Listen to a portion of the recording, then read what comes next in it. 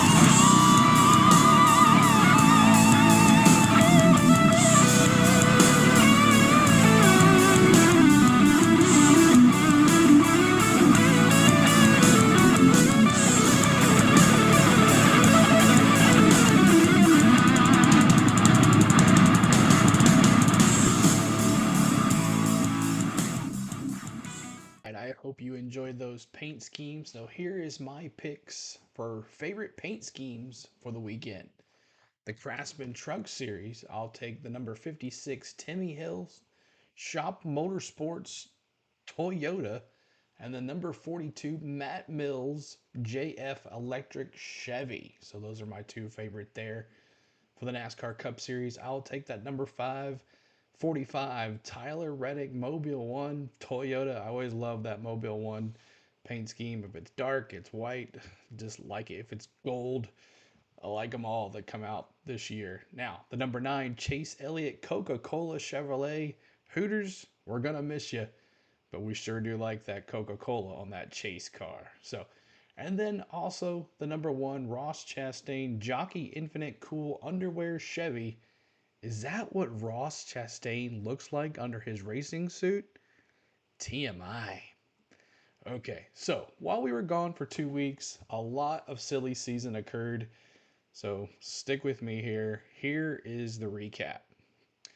All right, so Rodney Childress, who crew chief the 4 car, will join the number 7 Spire Motorsports as their crew chief in 2025. As you know, like I said, he had Josh Berry in that 4 Stuart Haas Ford. Also, where Josh Berry, he's leaving Stuart Haas and going to the number 21 Wood Brothers in 2025. Noah Gregson will move to the Front Row Motorsports, which I'm sure he'll be driving the number 34 after McDowell has moved to Spire Racing.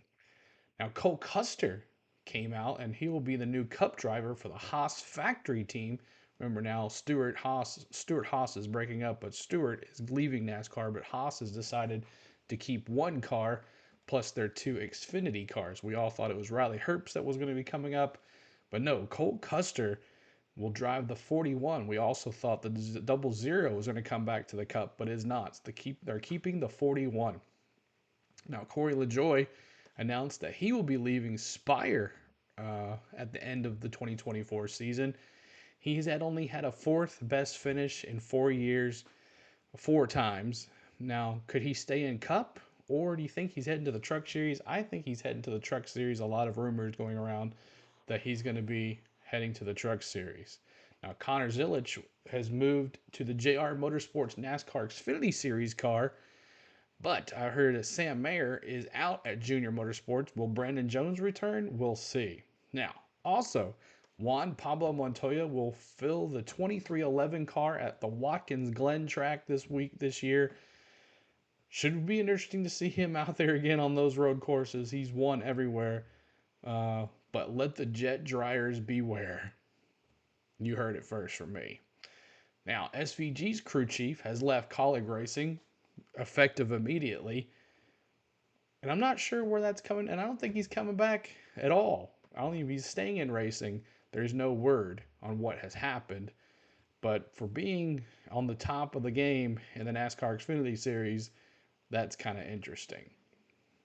Now for some regular NASCAR news, not silly season, but NASCAR news. NASCAR will move Talladega to the round of 8 in the NASCAR playoffs in the 2025, which will include Las Vegas, Talladega, Martinsville, and the final race in Phoenix. All different types of tracks should make it interesting for that last hurrah of drivers in the playoffs.